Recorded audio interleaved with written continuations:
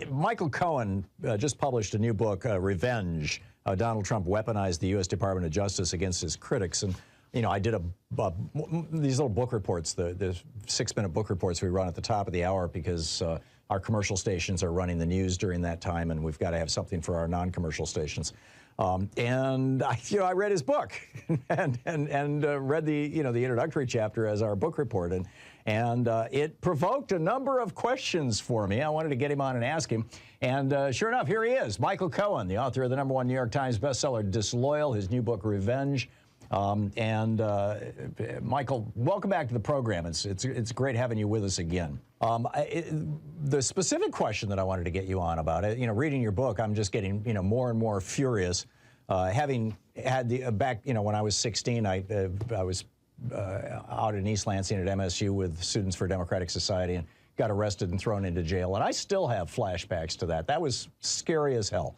And you write about, breaking into cold sweat. You say, do you have nightmares about FBI agents raiding your home, searching your furniture, going through your closets, ripping through your clothes, including your daughter's underwear drawer, and leaving with box loads of your belongings? Have you ever feared that the President of the United States wants you dead? And you call on the first page of your book, you call out the illegal actions of the FBI, the Southern District of New York's U.S. Attorney's Office, and Bill Barr. And you've named a couple of other people in here, quite specifically, Adam Pakula and Enid Phoebus. Has anybody? I mean, you were treated wrong? I mean, in my humble opinion, to say the least. And is anybody going to be held accountable for any of this? Well, right now, as you may be aware, I filed an action. It's Micheal Cohen versus the United States of America, the Department of Justice, the Bureau of Prisons, along with about 10 other individuals, including Donald Trump and Bill Barr. We are now currently awaiting for a decision by the judge as to whether or not the case is going to move forward. We believe that it will. I mean, we have a federal court judge, Alvin K. Hellerstein, who stated that this is an unconstitutional remand by the president and by Bill Barr, by the United States against a United States citizen, basically, making me into the first political prisoner held by my own country because I refuse to waive my First Amendment constitutional rights. Right.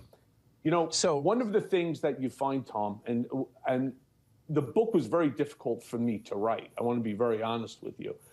It brought back a slew of emotion. The PTSD, of course, was then enhanced on something that, of course, you're aware of when you were at MSU.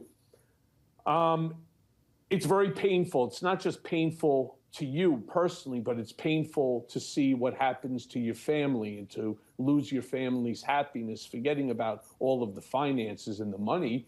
It's really your family's happiness as well as your freedom.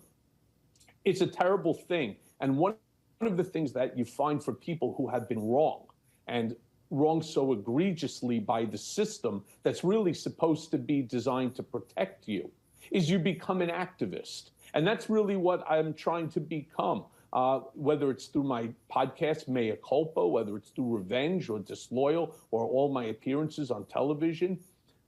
I want to become an activist for several different things. First and foremost, it's judicial reform and prison reform. These are real serious problems that we have in this country. Yeah. Now, if I just start with, for example, the reform on our judicial system, my biggest fear is that this will happen again. And I kind of tried to lay the book out to be a blueprint for everyone to read so that you understand what an autocratic fascist like Donald Trump, how easy it is for him or somebody like him, a Donald Trump 2.0, to weaponize the United States Department of Justice to go against their critics. Well, this is what Ron DeSantis just did down in Florida, creating his election police force, arresting 15 black people and parading them in front of the cameras 2 months before the election, and now we see the black vote in Florida crashing.